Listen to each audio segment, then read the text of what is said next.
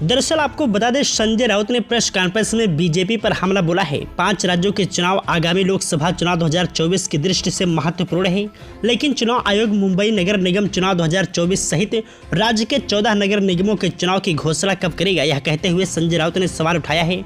राउत ने कहा, मूल विचार की कोई भी विभाजित नहीं कर सकता है। साथ ही उन्होंने एनसीपी के पार्टी चिन्ह और पार्टी के नाम पर चुनाव आयोग की सुनवाई पर भी टिप्पणी की है। ठाकरे गुट के सांसद संजय राउत ने कहा कि आगामी 5 राज्यों के विधानसभा चुनाव 2024 के लोकसभा चुनाव के लिए बहुत महत्वपूर्ण है। हमें यकीन है कि हमारी एमवीए सभी 5 राज्यों में जीत हासिल करेगी। उन्होंने पूछा, आप मुंबई नगर निगम सहित राज्य की 14 नगर पालिकाओं के चुनाव की घोषणा कब करेंगे? 5 राज्यों के चुनाव की घोषणा करते समय आपने मुंबई नगर निगम सहित राज्य के 14 नगर पालिकाओं पर जो प्रशासन नियुक्त किए हैं, उनके द्वारा शासन प्रशासन द्वारा भ्रष्टाचार और अराजकता का माहौल बनाया गया है। नगर निगम चुनाव के संबंध में निर्णय लेना आवश्यक है। संजय राउत ने कहा कि हमारे नेता तो असली शिवसेना ही हैं।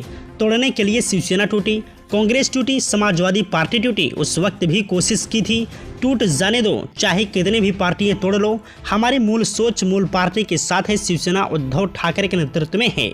संजय राउत ने कहा कि जब लोग शिंदे की शिवसेना कहते हैं तो लोग हंसते हैं। लोग कहते हैं कि अजित पवार की राष्ट्रवादी हंसी उड़ाते हैं। बाला साहेब ठाकरे की शिवसेना उद्धव ठाकरे के नेतृत्व में काम करती है। शरद पवार जीवित हैं, उनका अस्तित्व है।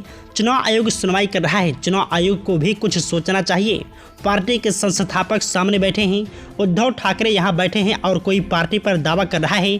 इस तरह की चीजें बीजेपी ने शुरू की है, वे इसी देश के हैं। संजय राउत ने कहा कि लोकतंत्र और संविधान पूरी तरह से नष्ट हो गया है। वहीं आपको बता दें, संजय राउत ने कहा कि हाँ, हम तानाशाह हैं। हम तानाशाह जिसने अजित पवार को 5 बार मुख्यमंत्री बनाया, वह तानाशाह जिसने प्रफुल्ल पटेल को केंद्र से राज्य तक पद दिया, वह तानाशाह जिसने जेल से रिहा हुए भुजबल को मंत्री पद दिया।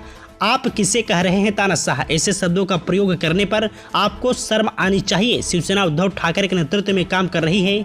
आप हम पर यही आरोप लगा रहे हैं। आप ये आरोप नहीं लगा रहे हैं, बल्कि आप दिल्ली के काली टोपी वालों की स्क्रिप्ट पढ़ रहे हैं।